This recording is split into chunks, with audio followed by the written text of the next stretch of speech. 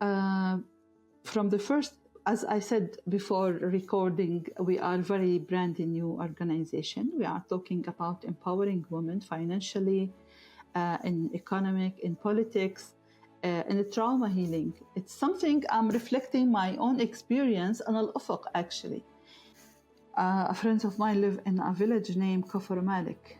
Last month, the settlers killed 3 of these young men from Kafr Malik, Palestinian kids. And the oldest is 19 years old. And their guilty is that they went by these settlers in the wrong time. It's like, it's very easy to bring a justification for killing a Palestinian young man or a Palestinian woman. Welcome to Women Ending War, the podcast where Palestinian and Israeli women talk about partnerships for peace, real solutions, and ideas for crafting a new world. It's where we express our pain, anger, dreams, creativity, and vision, where hope is a conscious choice. معاكم أميرة مسلم. I'm Ilana Stockman. Thanks for joining us. Salam alaikum, Suheir. Alaikum salam, Elena. Good evening. So nice to see you here. Nice seeing you too. Yes. So we're here with Suheir Freitekh. Suheir is a very impressive woman. She's currently the executive director of a new organization called AlUfoq, which means the horizon. She's a peace activist and a researcher, formerly working with the Palestinian Authority, lives partially in Jerusalem and partially in the West Bank, and does so many things towards peace and for women, a lot about gender and a lot about children. Welcome. Thank you, Elena, for hosting me tonight. My pleasure. These are hard times. These are really, really hard times, very unpleasant times. I mean, unpleasant isn't. It's not the word. It is catastrophic times. Yes, absolutely. It's catastrophic times. So first, tell us a little bit about AlUfoq. It's a new organization, and we'd love to hear what you do. In fact, AlUfoq came from a personal experience.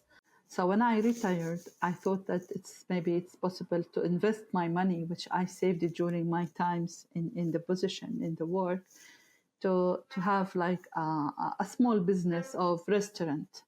A Palestinian restaurant. I named it Jafra. And Jafra will present Palestinian food and Palestinian music, Palestinian feelings, Palestinian history, traditions. So this was my idea about this small restaurant located near Ramallah, and a very old house, around 120 years old. We renovated this house, and especially I'm a woman, and I came from a very different background. My background is almost about politics, public relations, policies, strategies. So it's all about office work. But going to this kind of work on the ground with different sector, with different people, with different faces, so I felt that I'm stranger there. And a very short time of experience in this business, I failed. And I felt that I'm losing my vision. I'm losing my future, losing my children, losing my house, losing everything. My life was almost collapsed. Why? So I thought, because it's very patriarchal community. Most of the employees were men, and because I'm from different background, the restaurant sector, it's different from my domain. So I left things for the people who are really involved in this issue, in this business. So for the chef, for the garçons, for the team of this business. And because I am a woman and they are all men, so they just like, I don't want to say that they were like monsters, but they failed me. They failed you. You didn't feel respected for who you were. No, not respected. And they were like cheating. many other words I don't want to speak now because this created for me a very deep trauma. Yeah. So I thought that AlUfoq is a place where I can help other women not to be in my place in that time, and to see them more powerful if they are going to create their own projects or businesses or whatever, to be strong enough to confront the male community, because there's no respect for women. It's not because of Palestinian community. I think it's everywhere in the world. So women are mostly victims when they are not really deeply empowered with what they are doing. So what is from this perspective, I said, no, Suheir, you have to help others. From your own experience, you have to help them. So this is the idea of AlUfoq. Actually, it came from this very personal experience, which I'm not hesitating to speak about it, but it was in the beginning. At the beginning, it was very hard to speak about it. Yeah. Why? Because it makes me feel crying, bring me tears, bring me a kind of down. I feel frustrated, depression. Yeah. Even I went to a therapist to help me to get out from this experience. Yeah. Because a lot of women experience that in your workplaces. Women who have a dream, you want to do something, you want to share your passions, your culture, you have this idea, and then the reality becomes one in which there's a lot of patriarchy and power and hierarchies and abuse. And for a lot of women, it is true. It is true. Sorry for interrupting you, but because I felt that I'm strong in my domain, in the politics and policies, so I thought maybe I will be strong also in other different business things. Starting your own business. Yeah. So starting my business, I was not really well prepared for this kind of let's name it adventure. So I went to this adventure. I was not prepared. AlUfoq will help women to be well prepared to start their adventures. Wow, that sounds beautiful. Wow. And AlUfoq is in Ramallah? AlUfoq, yes, based in Ramallah. Yes. And so what kind of activities do you do? From the first, as I said before recording, we are a very brand new organization. We are talking about empowering women financially, in economic, in politics, in trauma healing. It's something I'm reflecting my own experience on AlUfoq, actually. And I didn't say that I'm a Rotary Peace Fellow. I was I had 1 year fellowship in Bangkok, in Chula University. And from there, I start to think about I need to help women in the non-traditional jobs. I don't want to put women in this corner that they are only handicraft or they can make like nurses. Of course, and respect all careers. I'm respecting all careers, but I don't want women only to be in those tracks, as a teacher, as a doctor, as a nurse, as very simple, very without efforts. They don't use their mind and their hands, their imagination. So I'm thinking about empowering women in these non-traditional things. Why there's no firewoman? There's no carpenter. There's no car mechanics or car fixers or the car computers, electricity, interior designers working in paints, working in wood, this kind of crafts, which women, it's not like, it is not, I don't want to say that it is prohibited, but women are not encouraged to go there. So I want to encourage them to be more courage to try. Why not you don't try if you don't feel that you are like, you can go to university or you failed the tawjihi, which is the high school certificate. Many women do not have this opportunity because they are not like succeeded in their high school, or like a widow or divorced women whom they don't have anyone to depend on, or of course we don't have like the national security like in other countries. Nobody looks at the needy people or the poor families, except like very limited amount of money they receive, like 600 shekels or even less every 3-4 months. So from here the idea of AlUfoq came. And so how long have you been around? Not that long, you said. It's been now it's 9 months. 9 months, really new. 9 months. And you yes. started it up in the middle of this chaos. Yes, right. How right. you live near Ramallah. You live in a half in Kafar Aqab. In Kafar I Aqab? live between Jerusalem and Ramallah. Yeah. And where in Jerusalem? In Jerusalem, my family lives in Sheikh Jarrah. So you travel between Sheikh Jarrah and Kafar Aqab. Kafar Aqab, yes. And what's that been like for you? For me, it's like the hell. Going from Kafar Aqab to East Jerusalem, because Kafar Aqab is behind the wall. So we have to go through to pass the checkpoints. And of course, the traffic jams. It's crazy. You know, it's like the hell. Sometimes I spend 2 or 3 hours on the checkpoint waiting for my turn to come. Because not only because of the soldiers, that they are very slowly operating, checking the cars and the IDs, but because also all the people from Kafar Aqab, from Ramallah, from other cities, they will pass through Kafar Aqab.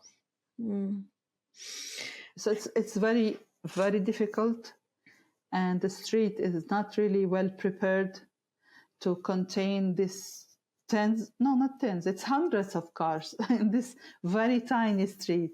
So you can imagine the crowded of the cars. And of course, we're hearing about a lot of violence, a lot of escalated violence. We hear that something like over 900 Palestinians have been killed since October 7th by the army and settlers, and there's been escalations in settler violence. Look at the numbers. I can't give you accurate numbers, but I can give you that it's almost on daily basis there are attacks from the settlers around cities in West Bank.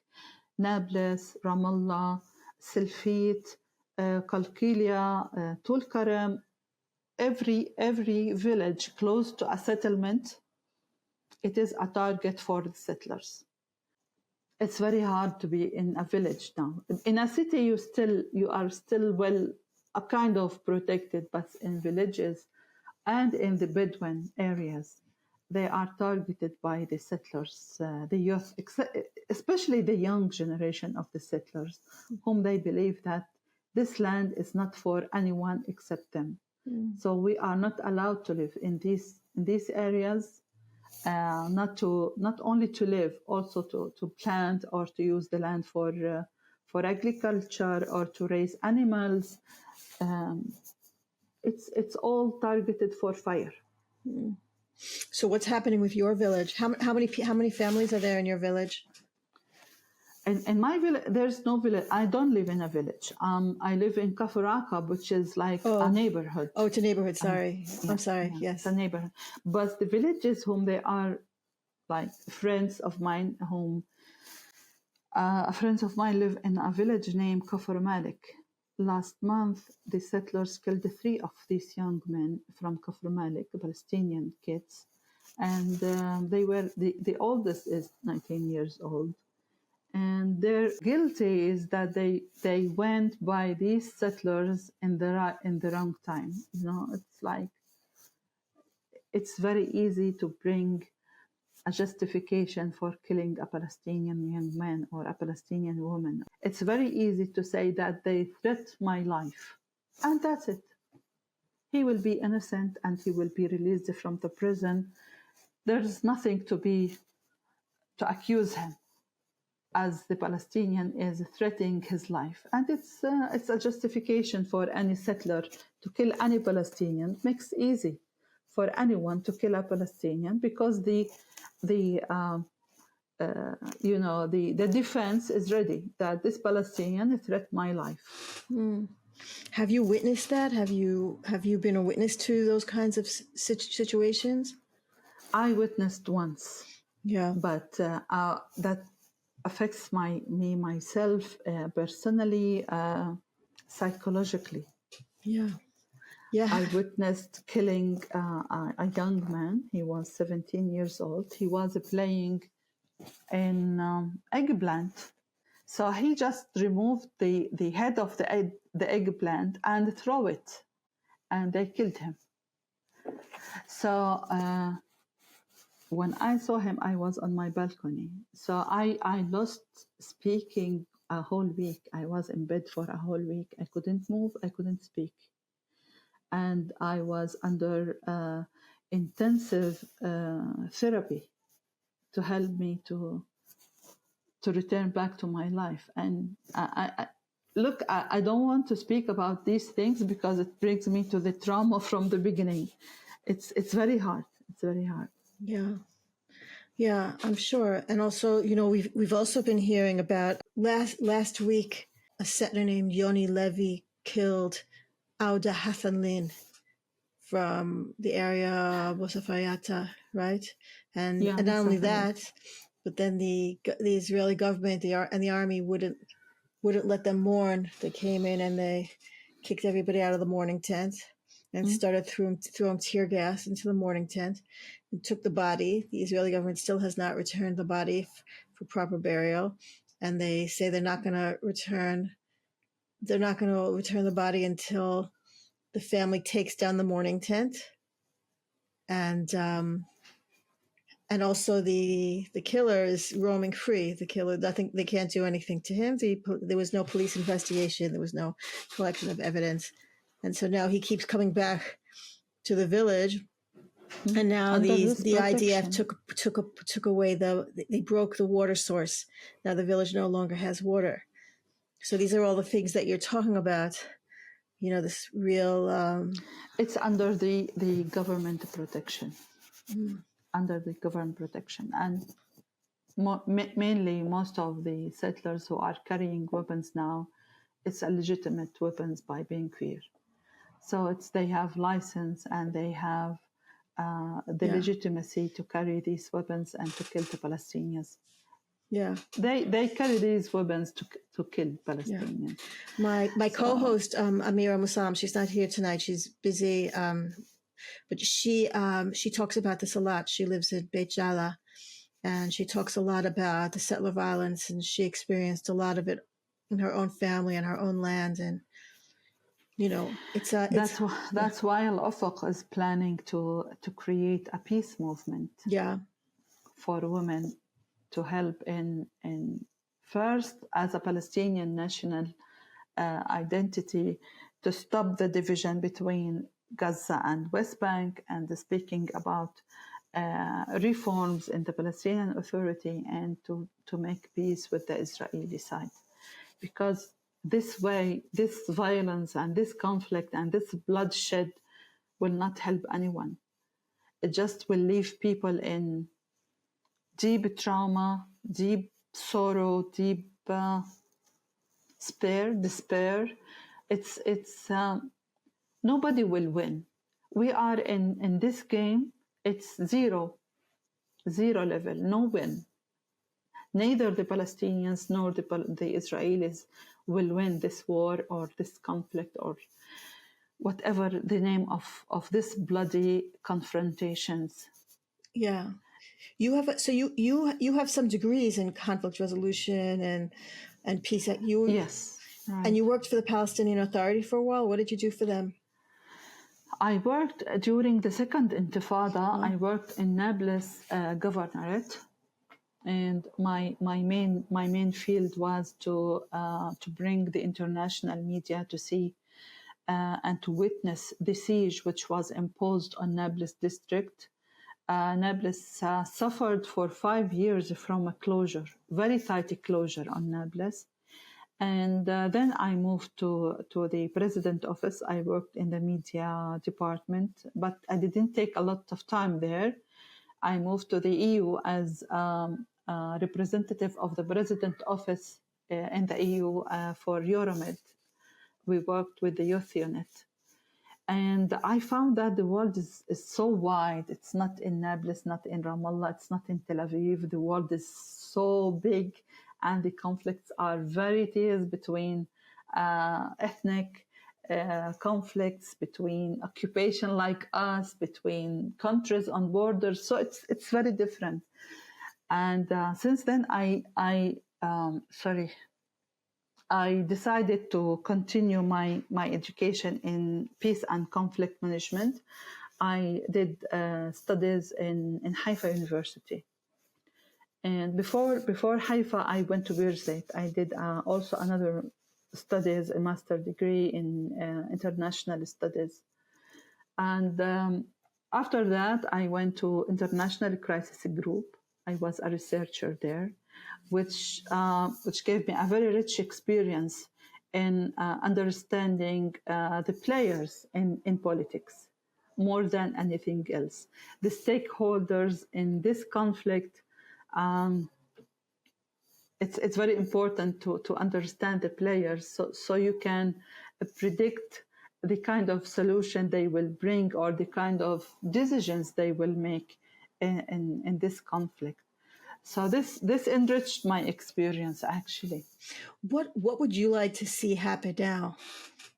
I mean, what does peace and conflict resolution look like to you right now? I would love love and dream to see Gaza free and no war there. People are not starving, not suffering. It's enough for them. To see Palestine state free and independent, enjoying our rights as any other citizens in their countries. And later we can discuss whatever confederation, federation with the Israelis, because we are with the Israelis, we are like this. We cannot break out without pain. So we have either to be in like how we say it, in a good neighborhood, and to show good intentions, or we will keep in this cycling of violence forever, and which is not healthy for our new generations, for our kids. And for me personally, as well, I'm thinking of my children, of my friends' children. Why they should suffer like the same as I suffered? Maybe I can help in easing this kind of pain, and to live in a healthy life. Yeah, I was thinking about what you shared before about how just seeing one kid being shot, how that affected you. You know, how like you couldn't function just from seeing that. And we could just imagine people living through this for nearly 2 years now. Yeah, what are the impacts? How does it affect you? How does it affect people? How does it affect? I mean, all of us. Like, I think that. Yeah. See, like I sometimes I think about the kids whom they witnessed their parents killed in Gaza, or losing all the family except one. It's too much for them to bear all this suffering. If we do not find a solution now, we are going to create monsters in the future. These monsters they will revenge for their dignity. They will revenge for their families. I'm not talking about only Palestinians. I'm speaking about Israelis too. We all need healing from what we are watching and observing, and especially now in Gaza. A friend of mine in Gaza, she lives only on one piece of bread almost on a daily basis now since 2 weeks, even more. And when I told her, what do you eat? She said, we do not eat. We just stop our starvation through this piece of bread. I couldn't speak anything more. What to say? I felt that I'm from a different planet, speaking to my friend, asking her such silly question. And this time, I felt guilty. what to do? How can I help her? We are very helpless now in helping people in Gaza and our friends. And this, of course, this will create trauma, will create pain, and it will accumulate. Day by day, we will find ourselves, I don't know where. Could you talk a little bit to that feeling of helplessness? What is that from? Like, what is it that makes you feel helpless? I don't know how to help. When you don't know how to help and you don't have access to bring a tiny assistance to your, not to the all Gazans, just to your friend, whom she's a mom for 2 kids. She lost her husband, and it's a speechless. Actually, I don't know what to say. It's creating more and more trauma, more and more pain, and you are not courage even to speak to her. What to say, what to tell her, how to encourage her when there's nothing to do. But I want to tell you a thing, that my friend, she's stronger than me. God is helping us. God is with us, and she relies on God. Yeah. She doesn't rely on the United Nations. She relies on God. Yeah, we hear that a lot from people in Gaza. Yeah, there's talk about God and God. Yeah, that's it. This is the only path for the Gazan people. Yeah. So, can we go back to the women you're helping at AlUfoq? Because you said that you're working on empowerment, but also you're trying to create a cohort, a group of peace actives. So what does that mean? What does that mean for you? That means that women have to take their role as leaders in the community, and they have to speak out their decisions, their opinions, not to be afraid from saying no. Not only to the Israelis and the occupation and settlers, but just to say no to the Palestinian Authority. That we are here and we want to end this conflict between Gaza and West Bank. Actually, the division between Gaza and West Bank, which now it's Hamas and Fatah, people used to name it the division between Hamas and Fatah. But this division reflects itself on the people themselves. People in West Bank do not really feel the pain of Gaza because it's been like 18 years apart. So this creates a new generation, do not know anything about Gaza, So it's very hard to speak about Gaza with this new generation whom they do not know anything about Gaza. And who is Gaza for them? They think Palestine is Ramallah.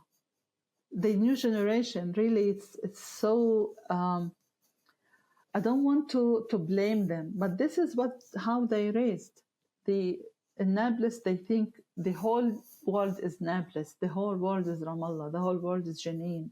They don't know about other cities. They don't know about the suffering. Each district has its own problems, has its own difficulties. So they are busy with their own issues, and they do not reflect themselves as Palestinian, whom they have to have the same, share the same pain or share the same difficulty. No, it's very selfish, very selfish. We become people who are looking for their only day by day life. It's I don't want to make it a very dark picture, but this is the situation. And with the woman, I'm looking for to be more power and more strong, and they are half of the community, but there are people who decide for them. It's a problem. If there were more women in power, how would things look differently? I believe that women are more rational than men. And they want to end this conflict. Practical, like women are more like Very practical. Very practical. Yes. Mm-hmm. They are leaders in their houses. They are like responsible of the budget of the house, responsible of raising the children, responsible of how this house is going to be. The man is just his in the world. The man is a part of the pocket, actually. But in practical life, it's woman at the end. It's the mother.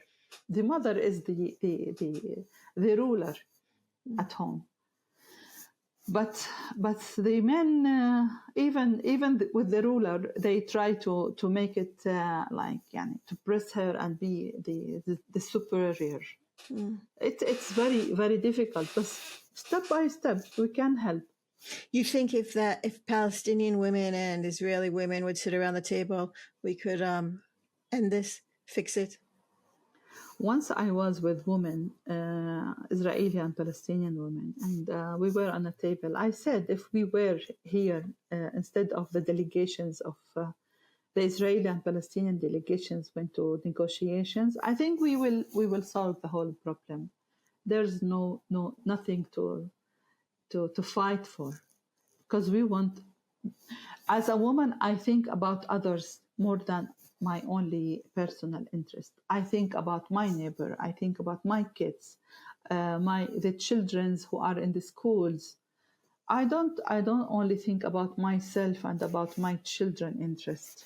It's very selfish. Women are more generous in bringing life. She is the one who delivers babies. She is the one who delivers food for this baby to grow up. She is the one who is in very close relation with the children until they grow up and become adults. So I think the women who are if they have this chance to be in the decision-making positions, I believe that half of the problems which now on the table will be solved.